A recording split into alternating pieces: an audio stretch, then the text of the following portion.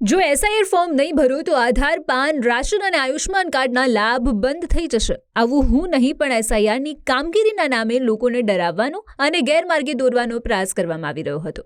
આ સમગ્ર ઘટના સુરતના લિંબાયત વિધાનસભા મત વિસ્તારના નીલગિરી અને આસપાસના વિસ્તારોની છે. અહીં લાઉડ સ્પીકરવાળી ઓટો રિક્ષાઓ દ્વારા ખોટો પ્રચાર કરવામાં આવ્યો હતો. આ પ્રચારમાં કહેવામાં આવ્યું હતું કે જો એસઆઈઆર ફોર્મ નહીં ભરો તો આધાર, પાન, રાશન અને આયુષ્માન કાર્ડના લાભ બંધ થઈ જશે. આ ભ્રામક પ્રચારનો વિડીયો હાલ સોશિયલ મીડિયા પર પણ વાયરલ થયો અને તે બાદ વહીવટીતંત્ર સફાળું જાગ્યું હતું. ચૂંટણી અધિકારી એ ચૌધરીએ જણાવ્યું છે કે ચૂંટણી પંચ દ્વારા આવો કોઈ પણ નિર્ણય લેવામાં નથી આવ્યો અને આ બાબત સદંતર ખોટી છે. તેમણે સ્પષ્ટતા કરી છે કે એસઆઈઆરની કામગીરી માત્ર મતદાર યાદી સુધારણા માટે છે. આ ખોટા પ્રચારને લઈને જિલ્લા કલેક્ટર દ્વારા તપાસના આદેશ પણ આપવામાં આવ્યા છે અને સીસીટીવી ફૂટેજના આધારે ટીમ બનાવીને તપાસ પણ શરૂ કરવામાં આવી છે અને જો આ ખોટું સાબિત થશે તો કડક કાર્યવાહી પણ કરવામાં આવશે. આ ઓટો રિક્ષાઓ પર કોઈ પક્ષ કે સંગઠનનું નામ નહોતું, તેમ છતાં ખોટો પ્રચાર કરીને લોકોને ડરાવવાનો પ્રયાસ કરાયો હતો.